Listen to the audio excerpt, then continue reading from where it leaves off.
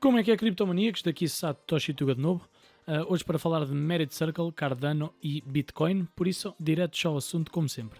Bem, novamente estivemos acertados, mas não como esperávamos, não é? Eu fiz aqui este vídeo, esta é a minha aposta do Crypto Gaming, e a minha mensagem foi que o Merit Circle era um dos melhores projetos do Crypto Gaming e que a minha esperança era que com o volume que estava a meter aqui somente na Uniswap, com o que este projeto estava a movimentar, com tudo o que estava envolvido, que ia ser listado, tinha que ser listado numa SEX o mais rápido possível, numa exchange centralizada, e acabou por acontecer e foi listada na Binance. Eu estava à espera que essa listagem fosse digamos, o breakout deste momento aqui, mas não podemos acertar em tudo e não só a Merit Circle não teve um pump de 20, 30% como toda a maioria das criptomoedas que são listadas na Binance, como acabou por perder 20% nesse dia, ok? Uma coisa que raramente se vê, muito menos num projeto, neste caso que eu acho onde eu vejo muito valor. Mas vamos falar disso na mesma e tentar interpretar o que está a passar aqui. Bem, para mim é claro, a listagem passou um bocado ao lado do volume que devia ter tido lá e da atenção que devia ter tido, porque enfrentou, primeiro, antes da listagem, a Merit Circle já estava aqui a enfrentar a resistência dos $11, aí já estava em caminho, digamos, terras por descobrir e já estava ali perto dos altos históricos anteriores e foi, neste último ataque foi a primeira vez que lá chegou. E depois acompanhou um dip de mercado exatamente desse dia, de uma perda de BTC, mais uma retirada de lucros e algum despejo de umas baleias que eu por acaso até acompanho por aqui, fizeram o ativo vir por aí abaixo. No que toca à Binance, isto ainda marcou aqui uma belazita até aos 12, mas foi mesmo a bela primeira de uma hora, alguma volatilidade inicial mesmo, ou até talvez manipulação, não sei, que levou isso. Eu só quero transmitir que no meio da desgraça, entre aspas, de perder 20% num dia, que não é nada por aí além, nós estamos habituados a isso neste mundo, mas no meio desta desgraça surgiu ontem uma oportunidade para quem a viu. E eu tenho vindo a falar em MC que os fundos são claros e o crescimento é sustentável, e tivemos este fundo aqui nos 5,480, $5, nunca mais voltamos aqui abaixo. Agora temos este fundo nos 7,5, $8 e nunca mais voltamos aqui abaixo.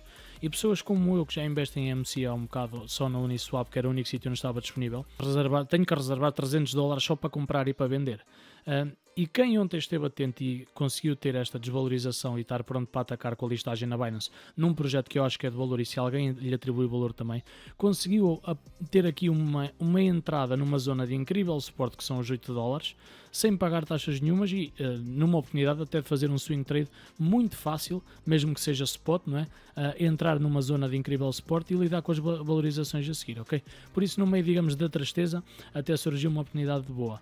E depois é também dizer que nada está invalidado, foi exatamente lá que nós paramos, e eu espero que agora estando na Binance, que tem sempre, é claro que tem sempre significado estar na Binance e é só o primeiro dia, que será o impulsionar da visibilidade para o projeto e para termos o breakout deste triângulo, ok? Por isso eu também não vou alargar mais quanto a MC, eu estou farto de chilar isto.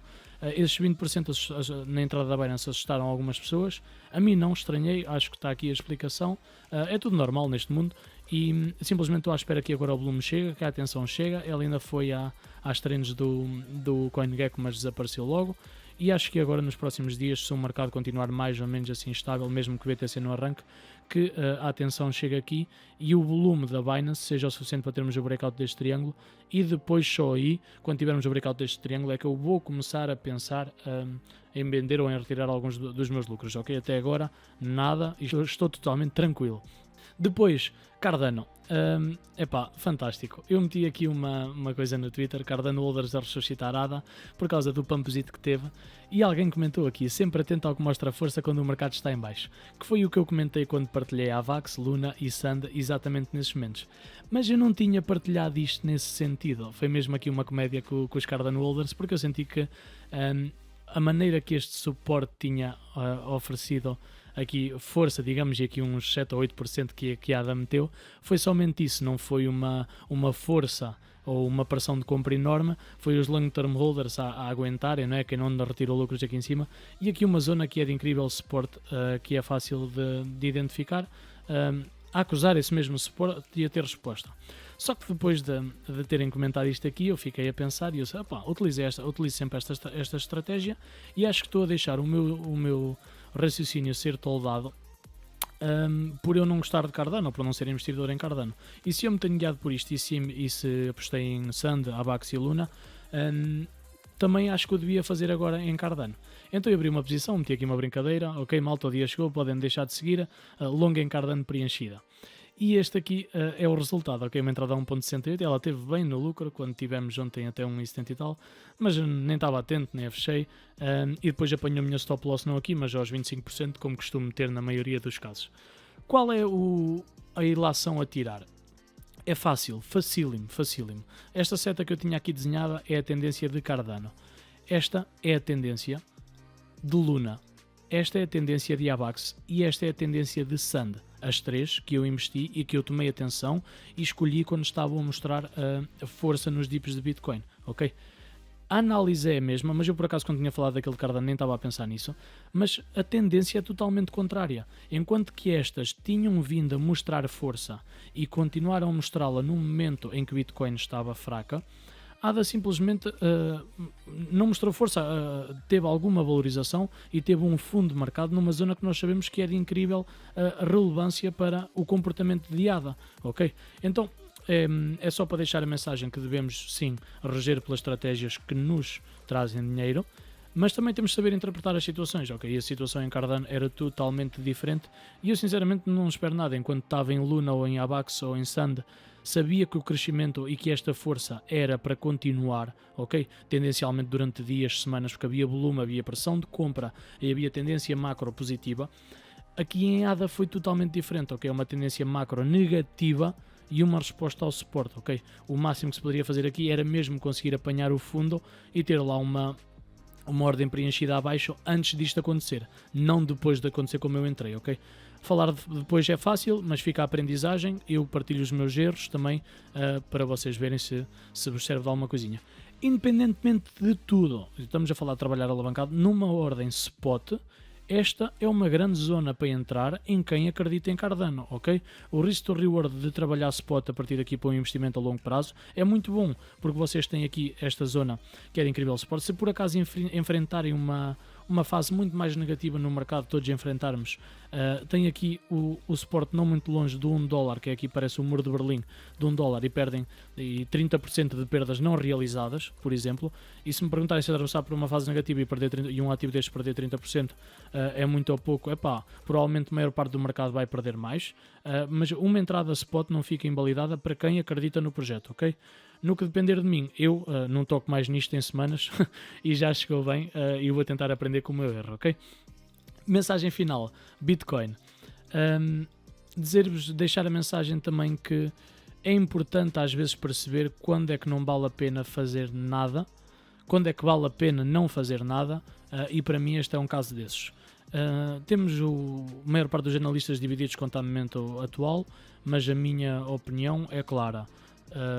Sentimento, tendência macro bullish não está invalidada, mas a tendência negativa de curto prazo também ainda não foi invalidada, ok? Para nós sairmos da tendência negativa do curto prazo, para mim é simples, reconquistar os 60, 61 capas, fazer deles suporte e depois seguir. A única coisa que eu quero deixar aqui é o risco-benefício horrível que é trabalhar a partir de agora. Novamente, se quiserem marcar entradas spot a partir de agora, DCA, sim, é uma boa altura, se calhar uma entrada aqui e outra, guardar outra para os 53 capas, provavelmente. Mas no que se trata de trabalhar entre longos e shorts, na minha opinião não é o momento.